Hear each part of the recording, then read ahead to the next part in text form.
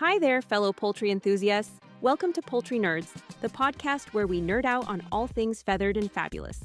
Whether you're a backyard chicken keeper, a farmer looking to optimize your flock's health, or simply a curious bird lover, you're in the right place.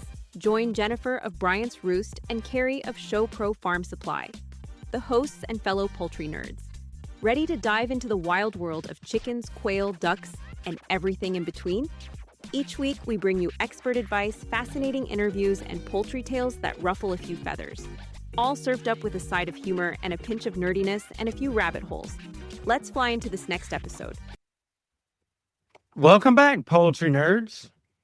Today, for this episode, we're going to answer a question that some of you may have asked, some of you may have not. But I guarantee you, when you read the title of this week's podcast, you were like, what really did happen to the rest of the bird? We did. You know, well, you think about it, and what does everybody do with the rest? Not many people talk about what they do with Mount Poopmore. And that's the thing that people could tune in to Quail Mania and see what to do with that. But this week, Jennifer, what happens to the rest of the bird? Oh, I use like every little teeny tiny piece of it. Nothing goes to waste around here. Do you want to start with the big birds and go down, or you want to start with the little birds and go up? Okay, so tell me this. Everybody knows that quail, especially, they're just looking for new ways to go. So what when let's say you walk through in the morning and you say hi to all of them and everything's good, and you come back an hour later and one of them's just laying over.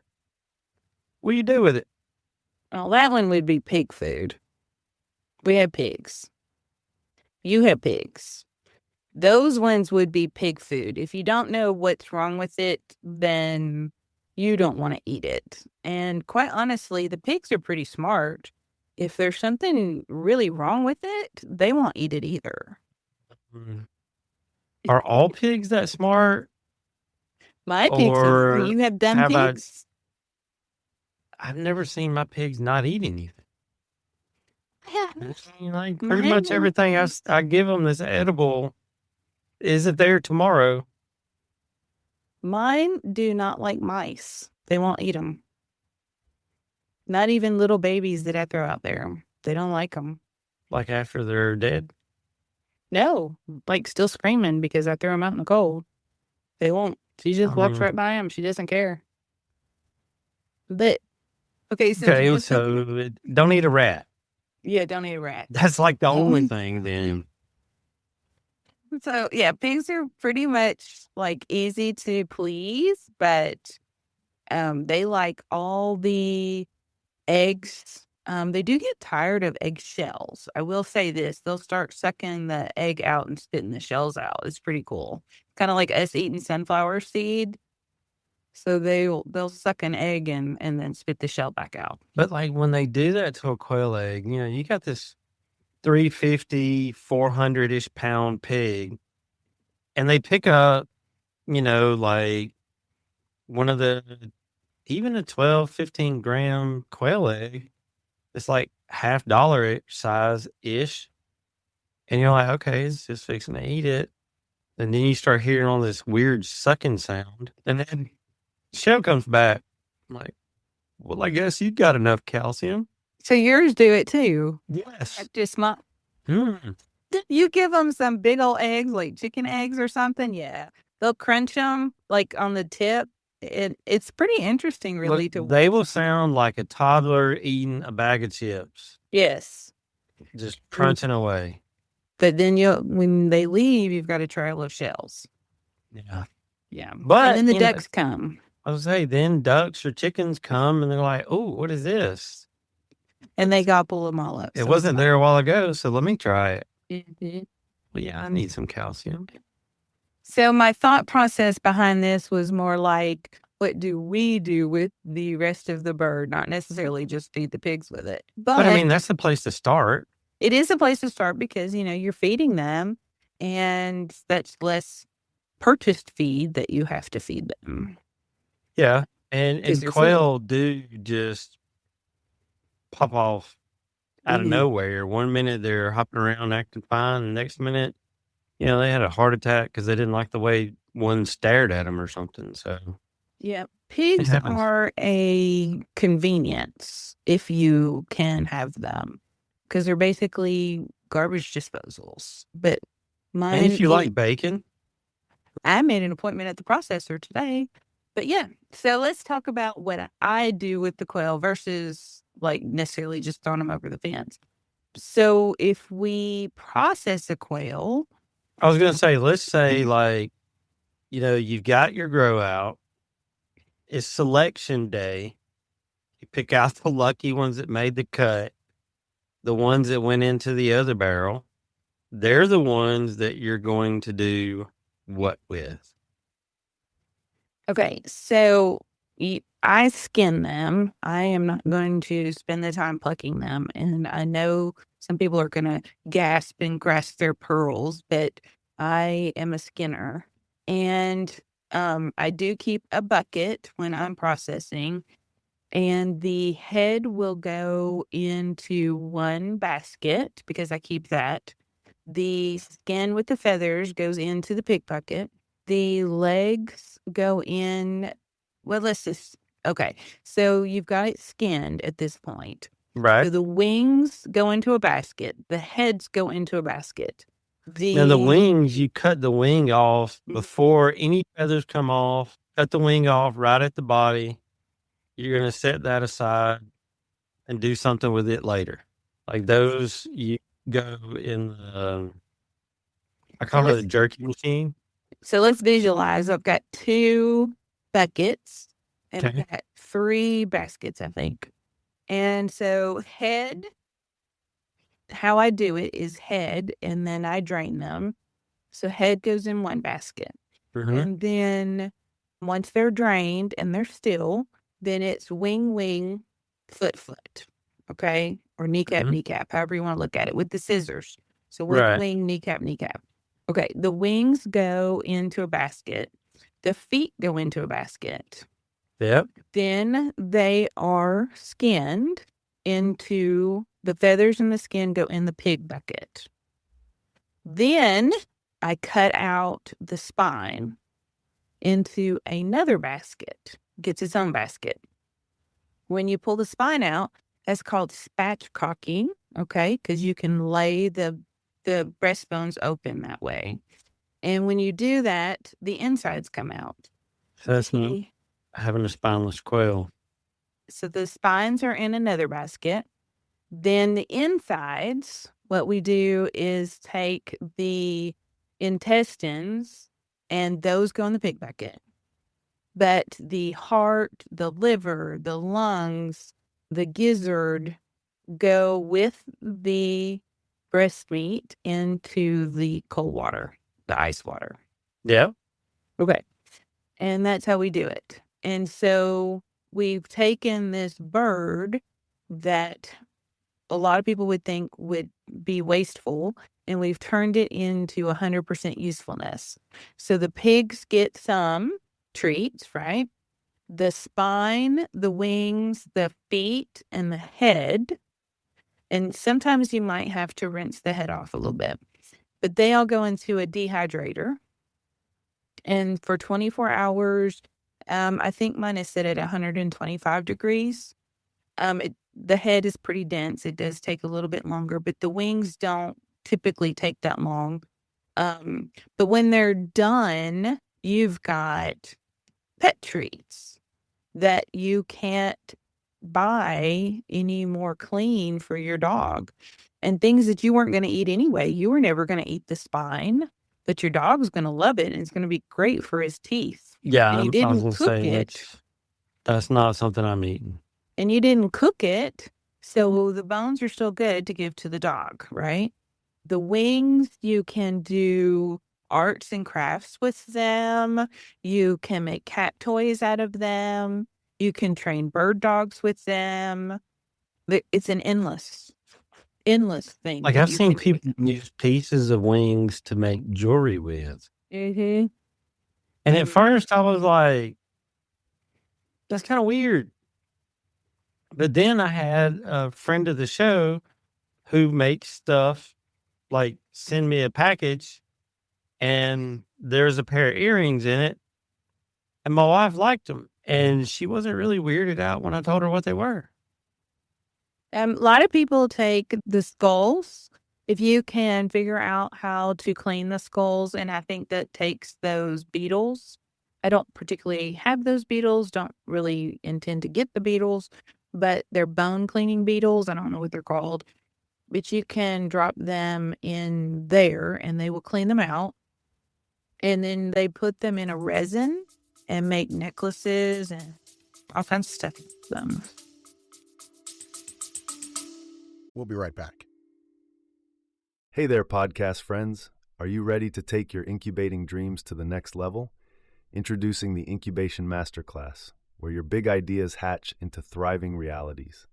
Inside the class, you will learn how to properly set up an incubator, egg selection, nutrition, embryology, and biology of the incredible egg.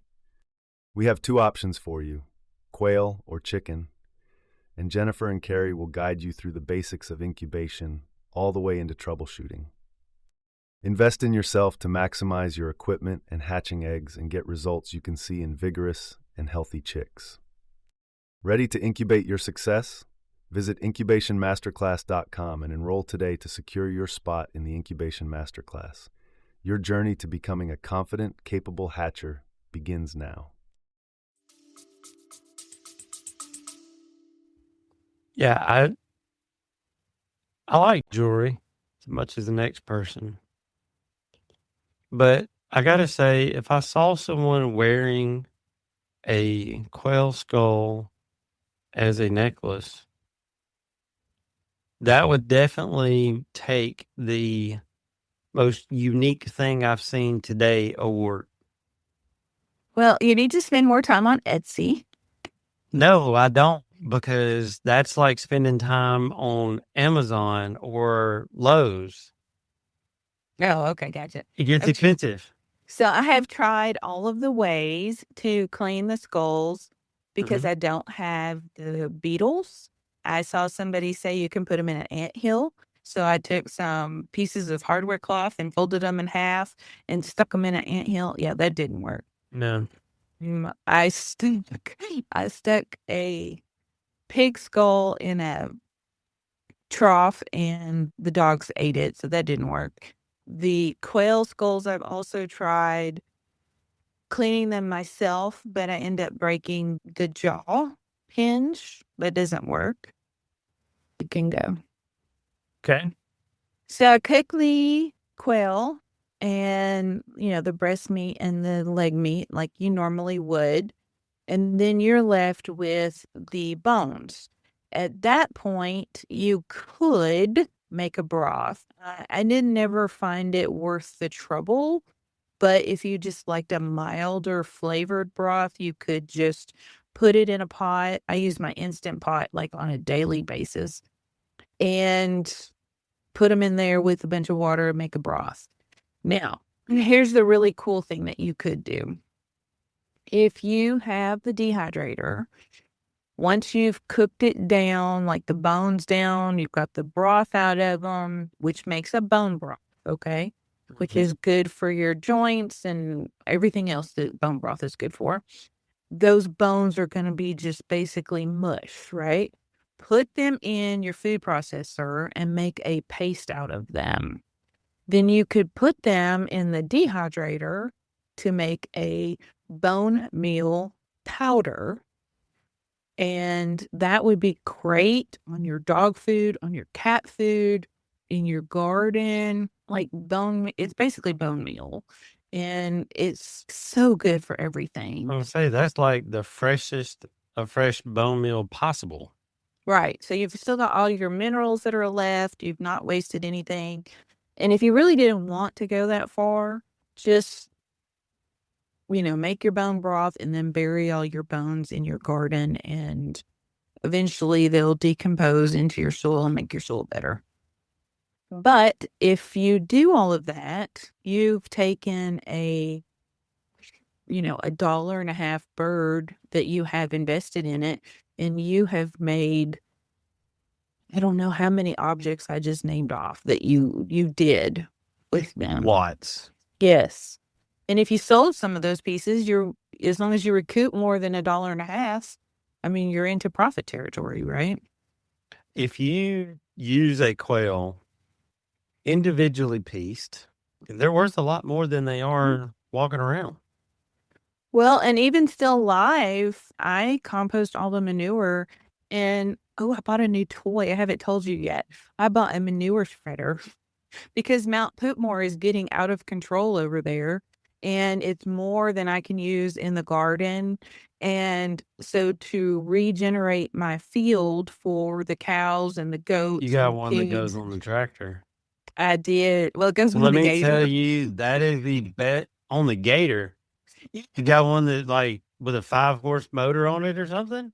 No, it's got a wheel in it, and it works by pulling it. I don't remember the term. David made sure I was ordering the right thing, but it doesn't Oh, need the no. 3-point Don't need a 3-point thing. hitch or none of that. It just hooks up like a No. trailer and you poop in the Yes. top and Yes, it shipped today, so I'm all excited about using that. But I can put that, we're gonna have to shoot some in the video for yard. YouTube for that. Yep. I'm That- gonna be able to put it like up in the orchard area, in the cow pasture to fertilize that because it's nitrogen. So it's just all in going your to make neighbor's the driveway green. in front of you. People I hate put it in their yard. No. I mean, it's going to make my yard, my whole property like so green in the spring. I'm so excited to get that. So now you won't have to move you can put your tractors wherever you want to now. Yeah. Because you don't need the chickens to spread it as you walk them over your yard. You can just let it I'm dry actually thinking out about some putting the and turkeys in the tractors. so I've seen that they do really well in tractors. Our good segue here into the next topic. So I just had 5 turkeys processed on Friday, and they have been in one of your Illuma coops for the last 3-4 weeks or so, even across fresh grass, right? What's Mhm. left of the fresh grass, right? I mean, where we live, there's not a lot growing right now because it may be 68 one day and 28 the next. And it's so muddy, so we can move Yeah. them, where it's drier and stuff. But they did so well. We parted them out, so I didn't get dressed weights.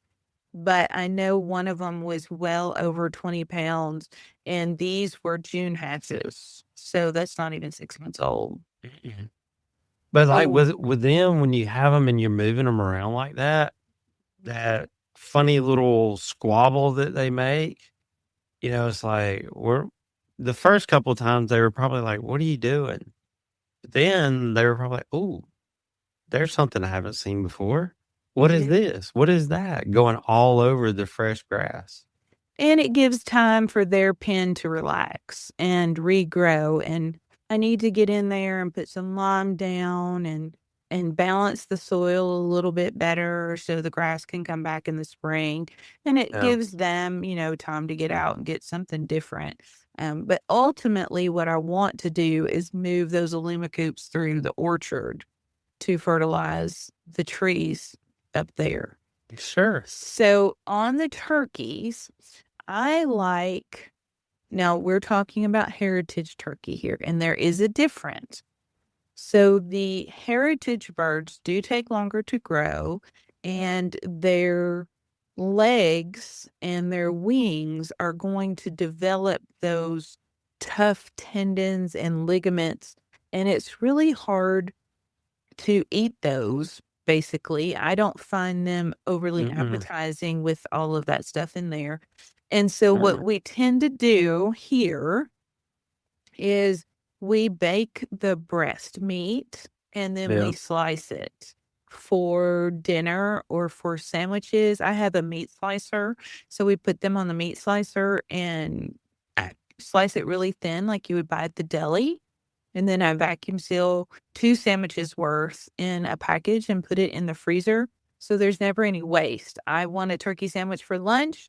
So I take it out after breakfast. It's thawed out by lunchtime, make a sandwich, and there's no turkey left in the refrigerator that you're wondering. How long has that been in there? Yeah, exactly. When was it? So I find that works better for us. I mean, it's just me and David here in the house. And it's not like there's a bunch of kids running through eating everything. When we had the teenage boys in the house, it wasn't a concern. Oh, yeah. When you have teenagers in your house, the date on something, except for maybe like yogurt, that's not a concern. No. It's not going to last. No. So that's what we do with the turkey breast. The 5 that we did on Friday, what we did with them is we made ground turkey. Just for some variety in the freezer. Yeah. And my plan is I bought one of those sandwich loaf baker steamer. I don't know what they're called. It's like a cylinder thing and it has a spring on it. And then you put it, I know it's weird. And then you season all the meat and you put it in there and you compress it as hard as you can with that spring. So it's like a sausage link maker. No, it's like 5 inches in diameter. And yeah. And then you put it in boiling water and you basically cook it in boiling water and let it cool and then take it out and think like Oscar Mayer meat. I was going to say, that's how they get the big things of mystery bologna. Exactly. You could do that. And you would actually know what it was that you were frying a thick slice of. That would make it even better. Yeah, well, this girl ain't touching no bologna. It just ain't happening. That's why I said, it looks good, but... Yeah, it ain't happening. My wife's granddaddy worked at the Oscar Mayer plant, and he wouldn't eat it for a reason, so do I. So I'm going to try that. I've played with it a little bit, but I haven't really been super excited about it. But I'm going to try it with the ground turkey. And David likes that more refined, basically processed texture. So I'm trying to make some of that stuff for him. That's how he grew up. So he misses that texture. So basically, you're trying to make him potted meat with meat that you actually know what it was. He loves potted meat. I refuse to buy it, but he loves it. What does he call them? Viennese sausages? Viennese sausages? Something like that. I can't remember what he calls them. That thing's nasty. Look, he also eats rag bologna, whatever the crap that is. One of my kids likes those things. Like, we're well beyond going hunting, and you got some stuff in case you're out in the woods and you're hungry. Like, well beyond, this kid will ask for it as a snack when we make a Sam's run. What, Viennese sausages? Yes. Yeah. And she will take the middle one out, then fill the can about halfway full with hot sauce, stick the middle one in it like it's dip, and eat them. Yeah. And I'm like, one day I just looked at her like she was crazy, and she says, "What, Pop?" I said, do you? Nope, no, don't ruin it for me. I said, "What?" She said, "I have a feeling you're going to ask if I know what those are made out of. And I have a pretty good idea, but I also like them. So don't ruin it for me." I was like, "Okay." Right? So good. So that's what you do with the older turkeys. Yep. The younger turkeys are Thanksgiving. Well, we still have the legs and thighs because David doesn't like dark meat. And I can only eat so much of it. So what I do is I'll just throw them all in the Instant Pot, the legs and the thighs. Throw them in the Instant Pot. I've got some in there right now. I've got 2 Instant Pots going right now with turkey legs and thighs. And I'll pull some of the meat off for me and make almost like a chicken salad, but with turkey meat. Yes. And make a sandwich. That's really good. And some pickles and salt and pepper. It's so good. But the rest of it, I just kind of pull it apart and the cartilage and all that stuff. And I just use it for dog food. I make a loaded. Put it in the dog bowl. Yeah, make a lot of dog food. But then all the bones, the bones go back in. The heart, the liver, the gizzard, all that stuff, that goes into the dog food too. But all the bones go back in the Instant Pot and they'll cook. Depending on how busy I am, I may keep restarting that Instant Pot for 2 or 3 days because I'm just too busy to deal with it. And You're really cooking them down. Yeah, I cook them down. But then what we didn't talk about with quail because I don't care for the quail broth. I don't think it's rich enough. But this would apply for the chicken broth too. And once you get it cooked down and you're ready to strain it out of the Instant Pot or off of your broiler pan, whatever you're cooking those bones down in, they need to be submerged in liquid. But then what you want to do once you strain it, meaning get all the bones out of it, the bits and pieces and everything, put it in a pot on the stove and then condense it. So before I learned to can or got a freeze dryer, you know those jars that you can buy at the store? They're like $6 or $7. And it's chicken broth, but it's condensed chicken broth, and you can open it and scoop it out with a spoon and then just dilute it. Okay. Yeah. Can't remember what it's called. But Condensed basically, chicken broth. there's a name for that brand, and I can't even think of what it is. Oh. Just like broth or something like that. Yeah, I know what you're talking about. Okay. Comes in a little brown jar about 3 or 4 inches tall. Okay. It's really good, but you can make your own. Just boil the water off on the stove, and it'll eventually come down to that consistency. Put it in a jar and put it in your refrigerator. Yeah. And if you have too much, then roll it into logs on parchment paper and like butter and freeze it. I was going to say, you don't really have too much. There's always a use. Oh my gosh, we do so much chicken broth. I mean, we just drink chicken broth, but you can use it in so many different things. Chinese food, soups. They use a lot of it in Chinese food. Yes, it's a lot. A lot of it goes in soups. All kinds of soup. If you know how to can, then get it down to the desired consistency or concentration, I guess would be the better word, and then can it. And in my case, I particularly prefer to freeze dry it. I will steam it off until it's kind of thick and it gels when I put it in the refrigerator, which is all that nice collagen that's in there. And then I freeze dry it and put it in the blender, get it into a powder.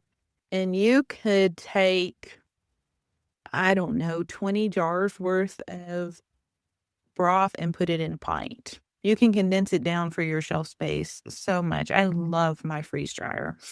That brings it down to a whole new level of condensed broth. It does. We have so much chicken broth on the shelf because I just cook it all the time. Like this time of year, when you have a lot of dressing and things like that, you really go through a lot of broth. And if you're somebody that likes to eat soups and things like that, you're going to go through a decent amount then too.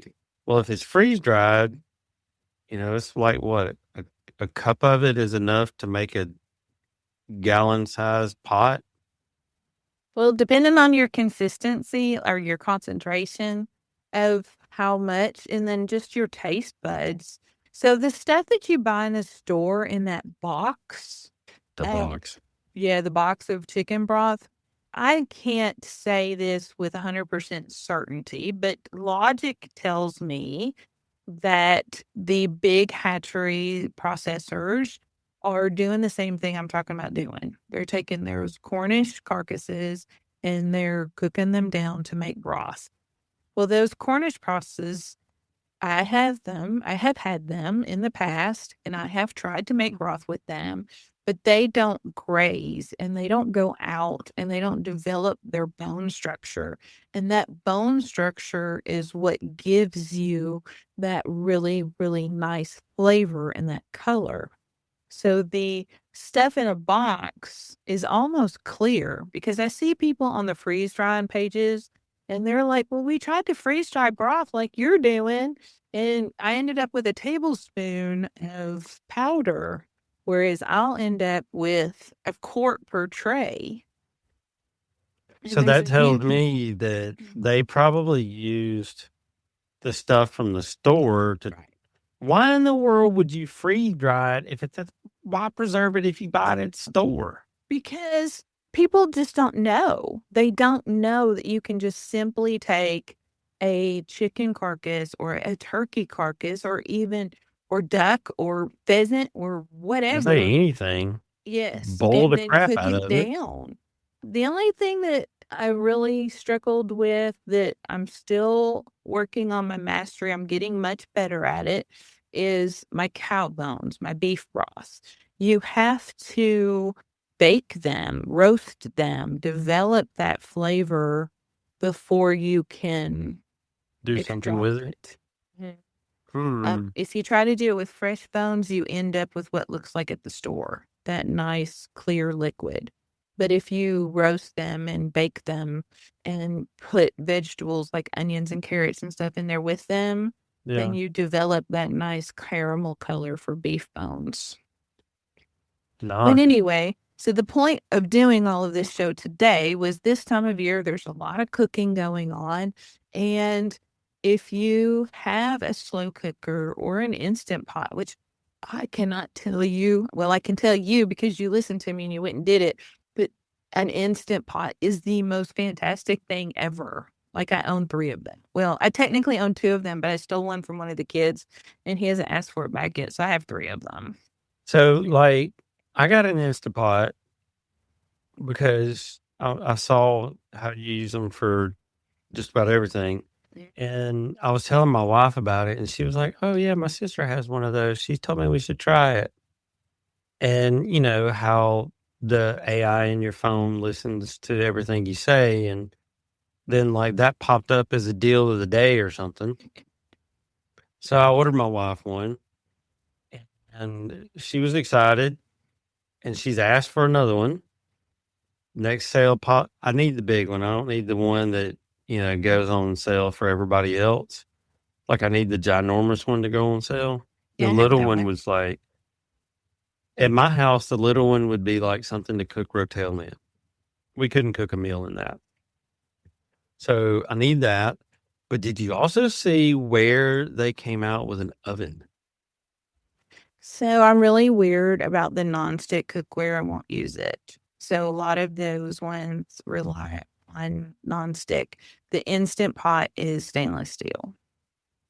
The people that make the Instapot have the Insta oven. Oh, I haven't seen it, but like the Ninja, like I love my Ninja blender and stuff.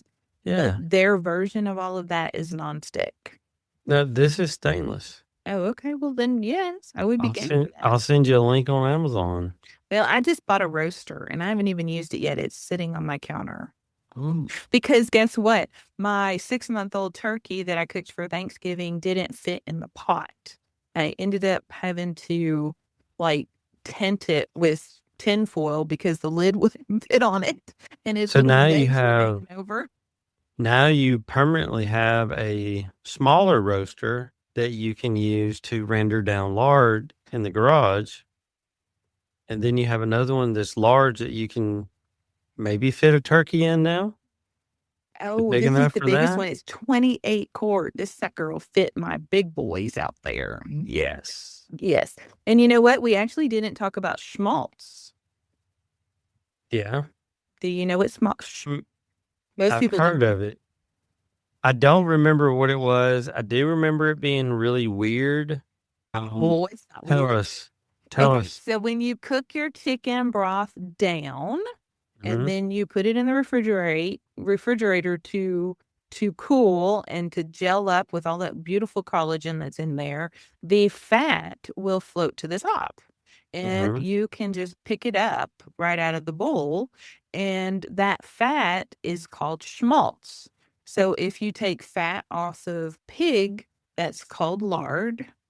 Mhm. If you take fat off of cow, that's called tallow. And if you take fat off of chicken, it's called schmaltz. So you could scramble your eggs. It looks like butter too. So don't ever try to put it in the refrigerator without marking it because it's yellow and you don't want it on your toast. I was going to say that can make for a rude awakening when you Yeah. like smear it on some bread or something. But I have like put a little spoonfuls in there, like when I'm cooking chicken in the cast iron skillet. I put it in there because, it's chicken. Why not? Right? Gives it helps with, instead of using a grease that may give it a flavor that you don't want, you just put a little bit of that in there and bam. Yeah. So don't waste your birds. I mean, the bird it keeps on giving for theoretically months if you handle it correctly. Because even if you bury the bones, then it's growing your vegetable garden in the spring. So, And, with this episode, a lot of people hopefully will realize that some of the stuff that they hear us talk about or see on homesteader conferences or shows or YouTube videos or however they pick it up, they realize it's not really rocket science and it's not that hard. no, and it doesn't stop with just putting a chicken in the freezer. Really, really understand that you just spent literally months putting that chicken in the freezer. So use it. Use every piece of it. Definitely. All right. Well, that's all I got to say. I don't think I can think of any other use for anything on there. But if you guys think of something that I missed or have a question about it, you can always email us or put it on our Facebook page that, hey, you forgot to talk about. Yeah, when you see this episode post and you're like, what happened to the rest of the bird? Well, let me go find out what did happen to the rest of. If you think of something else, stick a comment down there because that's where we get ideas. You know what we do need though? What? I've never cooked down chicken feet. I've looked at them. I've thought about it. I even brought them in the house and I could not quite grasp the concept. So if you cook down chicken feet, let us know what you do with. Yeah, let us know how it works out. Yeah. There's some things that I just take your word for it because, but in some places I think chicken feet are a delicacy. Anyways, we will see y'all next week. Yep, I'll be back. Thank you for joining us this week. Before you go, be sure to subscribe to our podcast so you can receive new episodes right when they are released. And they're released every week. Feel free to email us at poultrynerds@gmail.com to share your thoughts about the show. Until next time, Poultry Pals, keep clucking, keep learning, and keep it exciting. This is Carey signing off from Poultry Nerds. Feathers up, everyone.